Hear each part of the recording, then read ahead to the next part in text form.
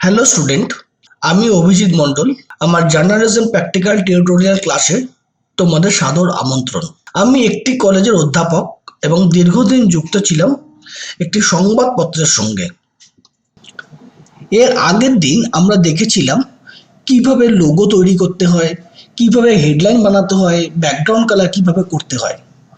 আজকে আমরা দেখে নেব ট্যাগলাইন কিভাবে বানাতে হবে, অর্থাৎ ট্যাগলাইন কাকে বলে, কিভাবে ট্যাগলাইন বানাতে হয়। আর তার সাথে সাথে আরো কিছু নতুন ডিজাইন দেখে নেব যে ফটোশপে আরো অন্যান্য টুলস দিয়ে কিভাবে নতুন নতুন ডিজাইন ক্রিয়েট করা যায়। চলো দেখতে থাকি। আজকে যদি কোনো শপিং মল করি, তাহলে শপিং মলটা অ্যাকচুয়ালি কি হয়? শপিং মলে তোমার একটা ছাদের নিচে সব কটা জিনিস পাওয়া যায়। যেমন যে জুতো, আবার রান্নার জিনিস, আবার জামা কাপড়, আবার হাঁড়ি করে এ টু জেড যা কিছু চাই। আমি যেমন সাপোজ বিগ বাজার, সেই বিগ বাজারে এ টু জেড সব কিছু পাওয়া যায় একটা ছাদের নিচে। সেই জন্য সে কি করছে, ইন্টারনাল মেন দিচ্ছে কমপ্লিট ফ্যামিলি শপ। অর্থাৎ একটা সংসারে যা যা দরকার লাগে সেই সবকিছু জিনিসই আমার বিগ বাজারে একটা ছাদের নিচে পাওয়া যায়। অর্থাৎ যে স্লোগান বা ট্যাগলাইনটা দেবো, সে ট্যাগলাইনটা কিন্তু একটা কোম্পানির প্রোডাক্ট রিলেটেড একটা ইন্টারনাল মিনিং থাকতে হবে। অর্থাৎ ট্যাগলাইনটা আমি এখানে টাইপ করলাম, করে এখান থেকে এই ট্যাগলাইনটা এখানে নিয়ে এলাম। বাট ট্যাগলাইন কিন্তু কখনোই কোম্পানির নামের থেকে বড় হবে না। ট্যাগলাইন হবে অতি ছোট, যাতে খুব বোঝা যায়, যেন সেভাবে এও করা যায় না, খুব ছোট হবে। কারণ কোম্পানির নামের সাথে ট্যাগলাইন কিন্তু এত বড় হবে না। অর্থাৎ এটাকে আমাকে অনেক ছোট করে নিতে হবে। তো আমি এখানে গিয়ে কি করলাম, ঠিক আছে, ট্যাগলাইন, লোগো এবং কোম্পানির নেম তিনটে কিন্তু একই জায়গায় থাকবে। লোগো উপরে, কোম্পানির নেম নিচে, ট্যাগলাইন আলাদা জায়গায়, এই তিনটে কিন্তু আলাদা জায়গায় থাকবে না, তিনটেই কিন্তু থাকবে একই সাথে। এবং ট্যাগলাইনটা যদি আমি একটু বড় করি ভিউটা, ট্যাগলাইনটা কি আসছে না, ট্যাগলাইনটা আমি একটা জায়গা দিয়ে অনুযায়ী মেনশন করছি, অর্থাৎ জি এর আগে অবধি আমি ট্যাগলাইনটাকে নিয়ে আসছি। এবং ট্যাগলাইন যেটা আসছে সেটা কি করছি না, এটাকে আমি ঠিক ব্ল্যাক রাখবো না, এটাকে আমি একটু অন্য কালার নিয়ে যাব, যাতে যেহেতু ছোট লেখা এবং যাতে আমার এক কথায় চোখে পড়ে, আবার চোখেও পড়বে, আবার লেখাটাও ছোট হবে, আবার তোমার নামের থেকেও বড় হবে না। সবকিছু জিনিস আমাকে মেনটেন করে চলতে হবে। যখন আমার আই মুভমেন্ট হবে, যে আই মুভমেন্টে যেন কোনো সময় কোনো জিনিস, বিজ্ঞাপনে কোনো লেখা বা কোনো ছবি বা কোনো কিছু জিনিস যাতে মিসিং না হয়ে যায়। অর্থাৎ এই টোটাল জিনিসটাকে আমি ধরে নামিয়ে দেবো। অর্থাৎ এইটাকে ধরবো, তার সাথে তার সাথে আমি কোম্পানির নেমটাকে ধরবো। ঠিক আছে, এই দুটো আবার একটা গ্রুপ করে নিলাম, এটাকে আমি একদম একটু নিচের দিকে নামিয়ে দিলাম। ঠিক আছে, তার সাথে আমি লোগো ধরবো, লোগোটাকে আমি আবার এটাকে ধরবো, ধরে আমি এটাকে আবার নিচের দিকে নামিয়ে দেবো।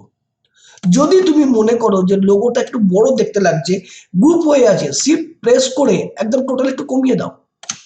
অর্থাৎ শিফট প্রেস করে যখন তুমি কমাবে, তখনই কি হবে না, তখন একসাথে কমবে বাড়বে, প্রপোর্শনালি কমবে, প্রপোর্শনালি বাড়বে। যদি এই লকগুলো না করতাম, তাহলে এটা সিঙ্গেল সিঙ্গেল ভাবে কমাতে হতো, মেজারমেন্ট অ্যাকুরেট থাকতো না। অর্থাৎ আমি এখানে গিয়ে এটাকে এখানে রেখে দিলাম। আমরা এতক্ষণ দেখে এসেছি কিভাবে ব্যাকগ্রাউন্ড কালার করব, কিভাবে লোগো বানাবো, এবং যা দেখে কিভাবে হেডলাইনও বানাবো, এবং যা দেখে এসেছি সব একরকম ভাবে দেখে এসেছি। কিন্তু ফটোশপে বিভিন্ন ধরনের, বিভিন্নভাবে আরো বিভিন্ন ধরনের লেআউট করা যায়। আমি আর একটা স্পেসিমেন কপি হিসেবে আর এক ধরনের লেআউট, আর এক ধরনের ব্যাকগ্রাউন্ড কালার, আর এক ধরনের লোগো একটু করে দেখাবো। যার ফলে আমরা একই ধরনের জিনিস শিখবো না, আমরা বিভিন্ন ধরনের জিনিস দেখতে পাবো। যেমন আমি এই যে লেখাটা টাইপ করে রেখেছি, এই লেখাটাকে আমি প্রথম কি করব, যেভাবে আমরা কালার চেঞ্জ করি সেভাবে আমরা সিলেক্ট করে কালার চেঞ্জ করব। কালার চেঞ্জ করার থেকে সবার আগে আমি একটু এটাকে বাড়িয়ে নেব, আর একটু বাড়িয়ে নিলাম। ওকে, বাড়িয়ে নেবার পর আমি এটাকে কি হবে, যেমন এর আগেবার দেখেছিলাম হেডলাইন, সেই হেডলাইনটা আমি এখানে বসালাম। এই হেডলাইনটা যদি আমি মনে করি এইভাবে স্ট্রেট না রেখে আমি অন্যরকম একটা ফরম্যাটে বা অন্যরকম ডিজাইনে রাখবো, আমি এই হেডলাইনটাকে সিলেক্ট করলাম, করে আমি একটা অন্যরকম ডিজাইনে চলে যাব। অর্থাৎ এই যে টি যে জিনিসটা আছে সেখানে ক্লিক করব। সেখানে ক্লিক করলে এখানে স্টাইল যে নাম দেখাচ্ছে, তাহলে আমি এখানে গিয়ে একটা আর্চ বা যে কোনো আমি করতে পারি, বাট সব জায়গায় ভালো লাগবে না।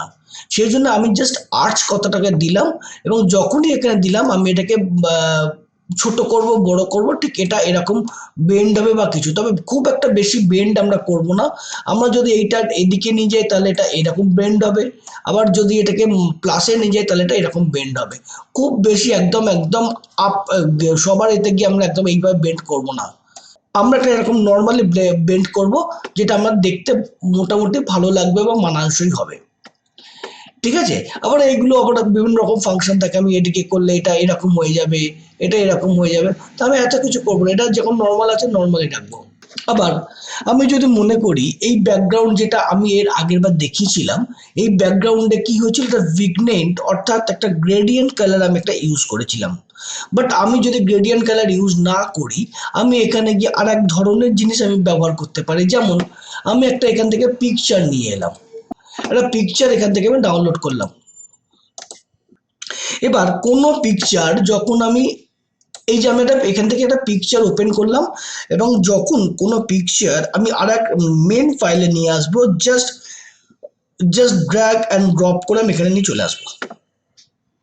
ঠিক আছে, এই যে জাস্ট ড্র্যাগ অ্যান্ড ড্রপ করে নিয়ে চলে আসবো, এবং এটাকে আমি সাইজ ছোট করে এইটার মধ্যে নিয়ে আসতে পারি বা নিয়ে আসবো। বাট আমি তা চাইছি না, আমার একরকম যে ব্যাকগ্রাউন্ড করতে চাইছি এইটাকে পুরোটা একটা ব্যাকগ্রাউন্ডের ওপর, এর ওপর সবকিছু লেখা হবে।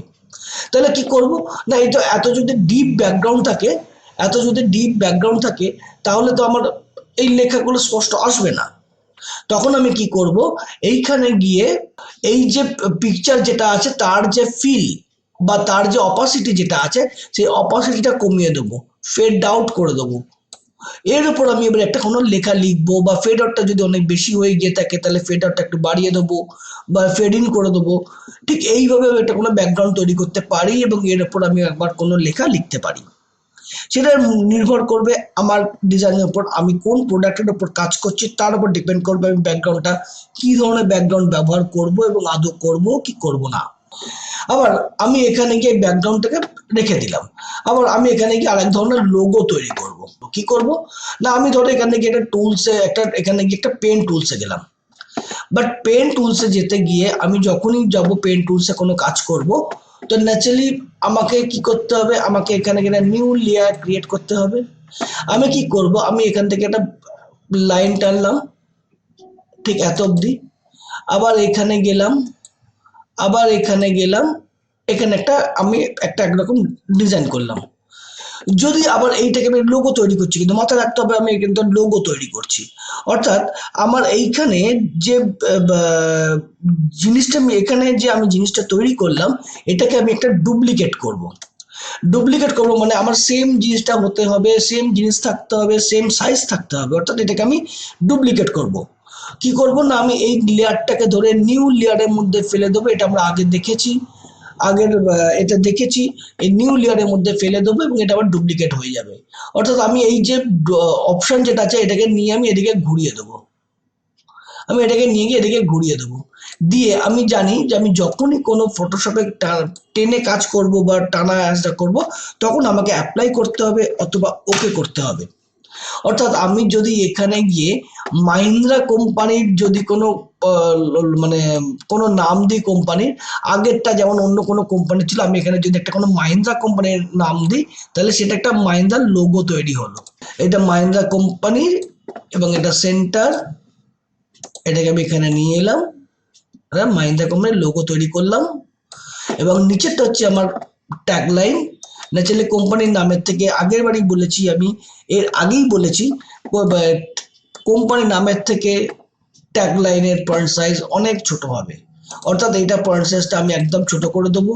এবং এইটা পয়েন্ট সাইজটা প্রয়োজন হলে আমি এবার কি করব, আমি এটাকে অল ক্যাপিটাল লেটার্স করতে চাইছি, অর্থাৎ এইখানে যে টেক্সট এইখানে যে অপশনটা আছে এখানে ক্লিক করলাম, ক্লিক করলে আমার এখানে গিয়ে অল ক্যাপিটাল লেটার্স হয়ে গেল। আমি আপার লোয়ার পোর্শন করে স্মল লেটার করে দিলাম, আবার প্রয়োজন হলে আমি এটাকে তুলে দিলাম, আমার নর্মাল হয়ে গেল।